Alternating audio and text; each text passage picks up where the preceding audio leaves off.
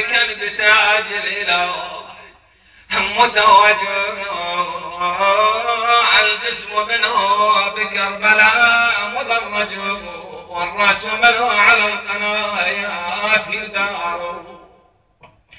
والله لنصات ننحل جمع الأكبار طلعت مرة شهد عالثار صاحت يا ناعش هالخضاير صوتك لعند الحجر فساير أتار المرأة عبايا سلسار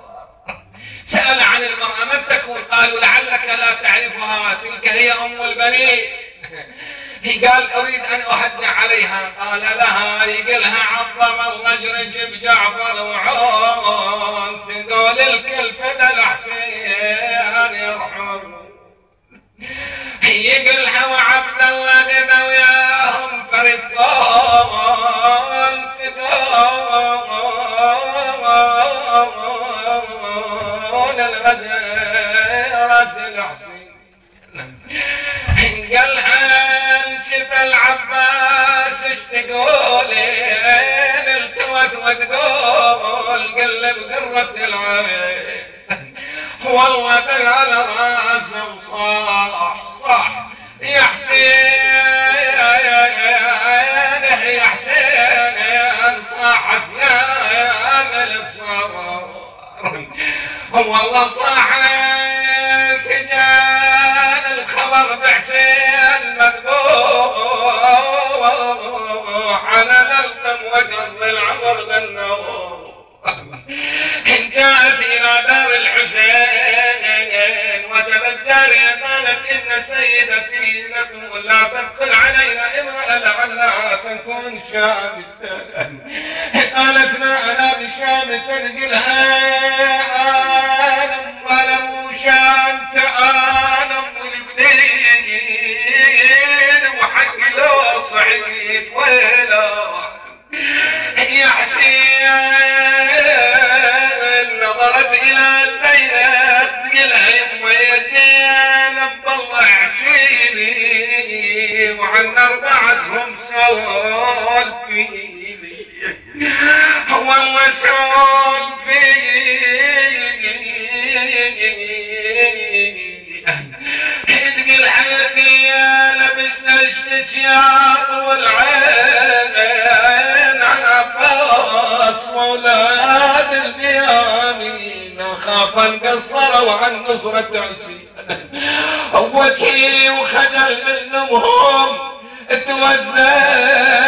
تقلها لا يمش تقولين ثلاث العام منك ود الطيبين والله بذلوا كلمة عنهم دون العسين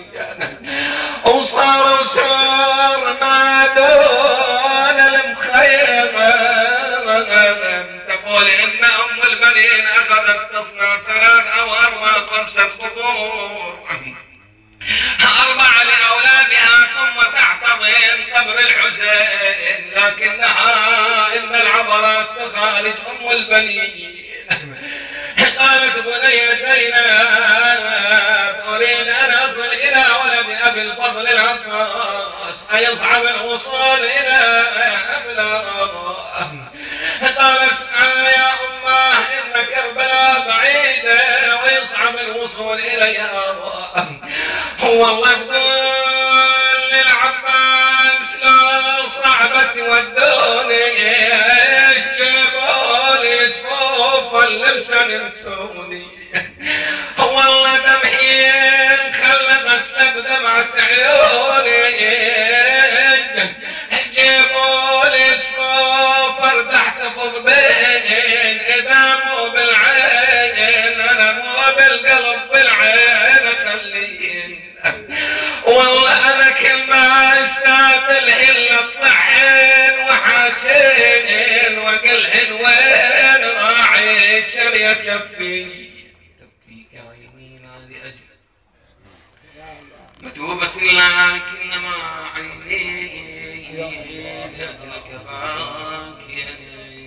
فرج عنا يا رب فرجا عاجلا بالبصر وقرا من ذلك يا الله